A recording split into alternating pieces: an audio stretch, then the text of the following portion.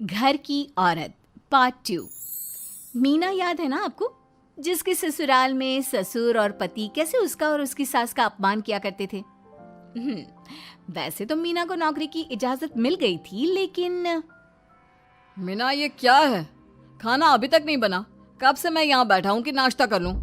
बस 2 मिनट, वो ऑफिस की एक ईमेल करनी है। तभी ससुर जी आ जाते हैं। मैं ना कहता था, जिस दिन ये फीमेल ईमेल करने लगेगी घर नहीं चलने वाला। तभी सास हाथ में नाश्ते की प्लेट ले आती है। ये लो, सभी उपमा खाओ।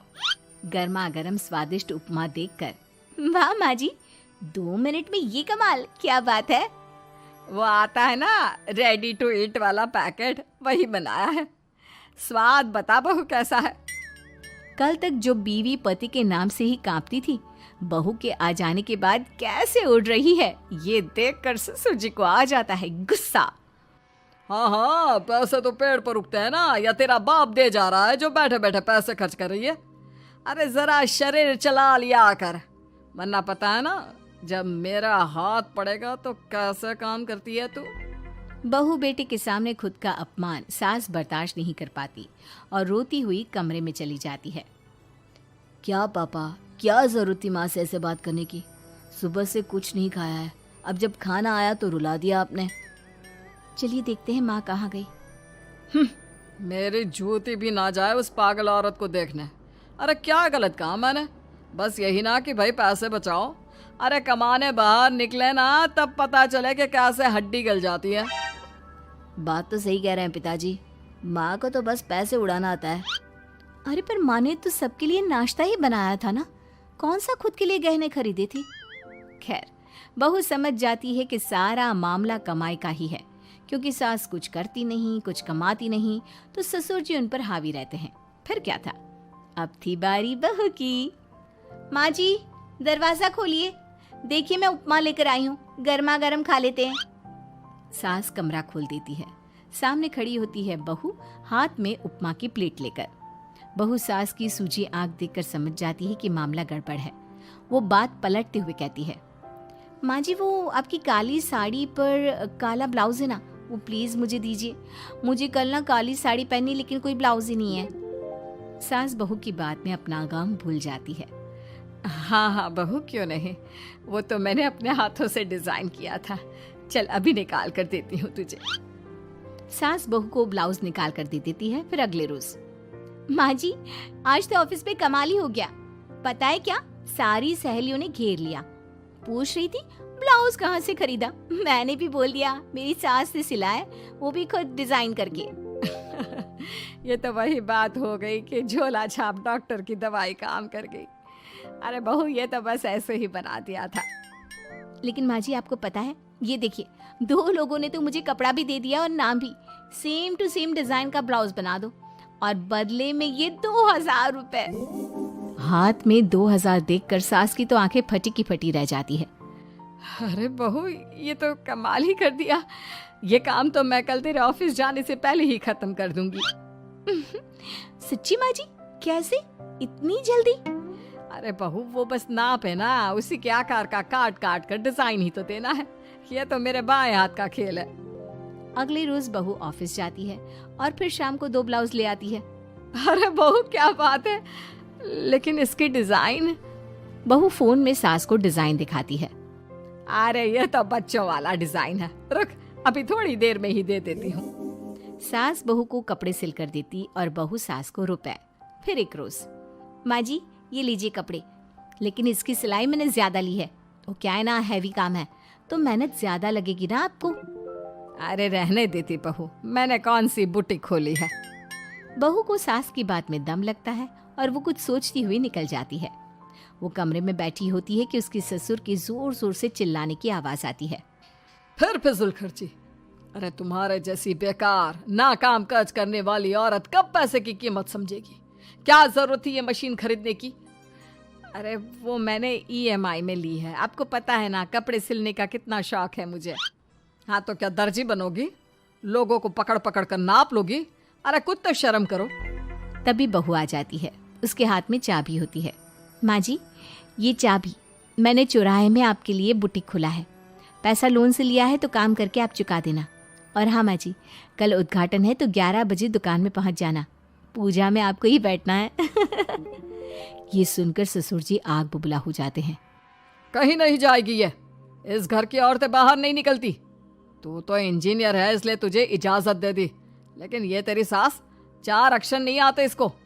अरे रहने दे, क्यों पैसा बर्बाद करवा रही है। सास को डांटने की आदत ससुर जी को जो लग चुकी थी। सास बहू की ओर देखती है। तो माँ जी, कल वक्त से तैयार रहना। ससुर जी, आप ही तो माँ जी को कहते थे ना उन्हें पैसे की कदर नहीं है, तो अब वो खुद ही कमाने जा रही हैं। अरे और क्या पापा, देखिए मीना ने कितना अच्छा बुटीक खुला है माँ के लिए। अरे रहने ही दो, ये कुछ नहीं कर पाएगी, गंवार कही की। ससुर की रजामंदी ना होने के बाद भी सास काम करती है, लेकिन ससुर भी ससुर होता है। एक रोज सास देर से घर आती है। कहाँ घूम रही थी? या कोई वक्त है घर आने का? घर का ठेका क्या आप मर्द लेंगे? अब लगोगी रसोई में, क्योंकि तुम्हारी बहू रानी भी नहीं आई अभी तक। पापा, आज बाहर से ही मंगवा लेते हैं। आज बहुत ज़्यादा काम था। किसी की शादी का पूरा कपड़ा सिलना था। कल उन लोगों की ट्रेन थी, खुद बैठ कर काम करवा कर गए हैं। बहू, ये पैसे हैं आज के गल्ले के, ज़रा संभाल ले। ससुर देख रहा होता है कि कैसे कल तक जिस औरत को वो बुरा भला कहकर डरा कर रखता था, वो आज उससे ज़्यादा कमा रही है। देखते हैं कितना दिन कमाती है। ससुर अब रोज़ कोई ना कोई ऐसा काम करता जिससे सास का काम बंद हो जाए। फिर एक दिन, हे भगवान, 10 बज गया, बुटीक खोलने का वक्त हो गया है, लेकिन ये मेरी साड़ी, इस पर ये क्या गिर गया? पता नहीं किसने क्या डाल दिया, अब क्या करूं? सास दोबारा अलमारी से दूसरी साड़ी निकालती है, फिर उसे प्रेस करती है और किसी तरह बुटीक पहुंचती है, जहां पहले से ही कस्टमर खड़े होते हैं। अरे क्या हो गया? लगता है काम चल गया तो मैडम के भाव बढ़ गए। पता है, इस धूप में पिछले आधे घंटे से खड़े हैं। पता होता तो वो बगल वाली शॉप में ही दे देते। अरे माफ़ करिएगा, वो क्या हुआ ना, तैयार होकर निकल ही रही थी कि साड़ी में सॉस गिर गया। दोबारा साड़ी चेंज की तो आप आई। ठीक है, लेकिन अब आ गई है तो ज़रा जल्दी से कपड़े दे दो, हमें जाना है। सास को कस्टमर की बात बुरी लगती है, लेकिन क्या करती, वो जल्दी से सभी को सारा सामान देकर विदा करती है। सारा दिन काम करती है। वो निकल ही रही थी कि एक कस्टमर आती है। जी, वो मेरी साड़ी है ना शादी की, उसका लहंगा बनवाना है। हाँ हाँ, क्यों नहीं, बनवा लो। शादी की साड़ी के साथ इमोशंस जुड़े होते हैं। बिल्कुल सही बोला आपने। परसों मेरी शादी की सालगिरह है, तो ज़रा बना देना। अरे नहीं, इतनी जल्दी कहाँ तैयार होता है शादी का लहंगा? कम से कम 4 दिन तो। देखिए, आप 2 दिनों में जितना कमाती है ना, वो मैं आपको 1 दिन में दे दूंगी। बस मेरी ये शादी की साड़ी का लहंगा बना दीजिए। सास को भी अब पैसे की लालच आ जाती है। वो सोचती है कि वैसे भी कोई अर्जेंट काम नहीं है तो वो मैनेज कर लेगी। अब ठीक है, नाप दे दीजिए। औरत नाप देकर वहाँ से चली जाती है। सास सोचती है कि घर जाकर रात में काम करेगी। ये सोचकर वो उस औरत की शादी की साड़ी घर ले आती है। वाह, अब काम घर पर भी ले आ रही हो। हाँ, लेकिन घबराइए नहीं, घर के काम में कोई असर नहीं होगा। सास घर का काम करती है, बहू के साथ खाना बनाती है, खिलाती है, और फिर क्या बात है सासू माँ, बड़ी जल्दी जल्दी काम कर रही हैं आज। सास बहू को सारी बात बताती है। क्यों माँ जी, इतनी भी क्या मेहनत करना? अरे बात सिर्फ पैसे की नहीं है, बल्कि उस बेचारी औरत की इमोशंस की भी थी। ये उसकी शादी की साड़ी है ना। ससुर पास खड़ा सब सुन रहा था। अब देखो, बहुत काम करने का शौक है ना, कैसे भरे बाजार तुम्हारी दुकान खुद तुम बंद करोगी। जब सास पूरी रात काम करके सुबह लेटती है, मौका देखकर ससुर कैंची से साड़ी को काट देता है। अगली सुबह, चलो, कल आधा लहंगा सिला था, आज पूरा करके शाम को ही उसे उसका लहंगा सौंप दूंगी। लेकिन ये क्या, सास जैसे ही लहंगा उठाती है, लहंगा तो फटा होता है। वहीं ससुर छुपकर सास को देख रहा था। हाय रे, ये किसने किया? ससुर छुपकर हंस रहा था। बहू देख लेती है और ससुर के पास जाती है। पिताजी, आपसे ऐसी छोटी हरकत की उम्मीद नहीं थी।